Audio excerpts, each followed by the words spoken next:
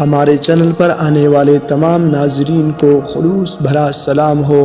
دیکھنے اور سننے والے تمام معزز ساتھیوں سے درخواست ہے کہ ہمارے اس چینل کو سبسکرائب کر لیں اور ساتھ ہی میں نظر آنے والے گھنٹے کے نشان کو بھی دبا دیں تاکہ ہماری ہر نئی آنے والی ویڈیو آپ تک بآسانی پہنچ سکے۔ ناظرین، امید ہے کہ تمام دیکھنے اور سننے والے ساتھی بالکل خیریت و عافیت سے ہوں گے، اور دعا ہے کہ پروردگار عالم ہمیشہ آپ سب کی حفاظت فرمائے اور آپ سب کو اپنے حفظ و امان میں رکھے۔ میں ہوں محمد یوسف اور آپ دیکھ رہے ہیں ایم یوسف وائس چینل۔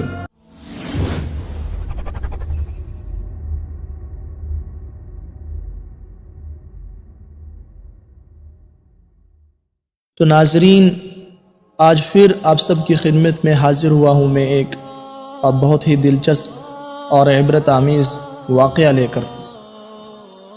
تو سنتے رہیں۔ واقعہ کچھ اس طرح سے ہے کہ ایک بادشاہ نے کانچ کے ہیرے اور اصلی ہیرے ایک تھیلی میں ڈال کر اعلان کیا، ہے کوئی جوہری جو کانچ اور اصلی ہیرے الگ کر سکے؟ شرط یہ تھی کہ کامیاب جوہری کو منہ مانگا انعام اور ناکام کا سر قلم کر دیا جائے گا۔ درجن بھر جوہری سر قلم کروا بیٹھے، کیونکہ کانچ کے نقلی ہیروں کو اس مہارت سے تراشا گیا تھا کہ اصلی کا گمان ہوتا تھا۔ ڈنڈورا سن کر ایک اندھا شاہی محل میں حاضر ہوا، فرشی سلام کے بعد بولا کہ میں وہ ہیرے اور کانچ الگ الگ کر سکتا ہوں۔ بادشاہ نے تمسخر اڑایا اور ناکامی کی صورت میں سر قلم کرنے کی شرط بتائی۔ اندھا ہر شرط ماننے کو تیار ہوا، ہیروں کی تھیلی اٹھائی اور محل سے نکل گیا۔ 1 گھنٹے بعد حاضر ہوا، اس کے ایک ہاتھ میں اصلی اور دوسرے ہاتھ میں کانچ کے نقلی ہیرے تھے۔ شاہی جوہریوں نے تصدیق کی کہ اندھا جیت گیا ہے۔ بادشاہ بہت حیران ہوا، اس کی حیرت کی انتہا نہ رہی کہ ایک جو کام آنکھوں والے نہ کر سکے وہ کام ایک نابینا کیسے کر گیا۔ بادشاہ نے اندھے سے دریافت کیا کہ اس نے اصلی اور نقلی کی پہچان کیسے کی۔ اندھا بولا، یہ تو بہت آسان ہے، میں نے ہیروں کی تھیلی کڑی دھوپ میں رکھ دی، پھر جو تپش سے گرم ہو گئے وہ نقلی تھے اور جو گرمی برداشت کر گئے اور ٹھنڈے رہے وہ اصلی تھے۔ بادشاہ نے اندھے کے علم کی تعریف کی اور انعام و اکرام سے نواز کر رخصت کیا۔ اندھے کی رخصتی کے ساتھ ہی میرا غصہ، میری انا اور میرے دماغ کی گرمی بھی رخصت ہو گئی۔ مجھے سمجھ آ گئی کہ برداشت، نرم مزاجی، حلیمی، متانت اور محبت ہی انسانیت کی معراج ہے۔ تو پیارے دوستوں اور ساتھیوں، ہمیں یہاں پر یہ بات سمجھنی چاہیے کہ جو گرمی حالات کو سہ گیا وہ ہیرا، جو نہ سہ سکا وہ کانچ۔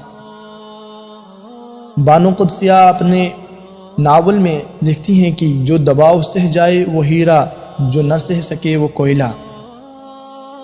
مجھے بابا نے آج بہت بڑی بات سمجھائی تھی۔ میں جان گیا تھا کہ اصلی اور نقلی میں صرف برداشت اور سہ جانے کا فرق ہے۔ میں نے پوچھا، بابا، انسان آخر کب تک برداشت کرے؟ کب تک لوگوں کے طعنے سہے؟ کب تک اپنے غصے کو پیے؟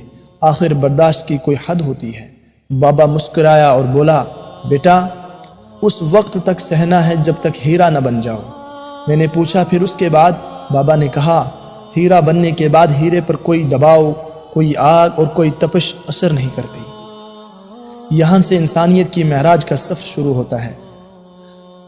تو پیارے دوستو، اللہ تعالی ہم سب کو دوسروں کے لیے آسانیاں کرنے کی توفیق عطا فرمائے اور برداشت کرنے کی توفیق عطا فرمائے اور غصہ جو ہے اس کو پینے کی توفیق عطا فرمائے۔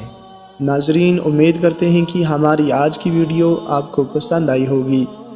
آپ سے یہی گزارش کرتے ہیں کہ ویڈیو کے پسند آنے پر ویڈیو کو ایک لائک کر دیں اور اپنے دوستوں کے ساتھ آگے شیئر بھی کر دیں، اور ابھی تک اگر آپ نے ہمارے اس چینل کو سبسکرائب نہیں کیا ہے تو سبسکرائب کر لیجئے۔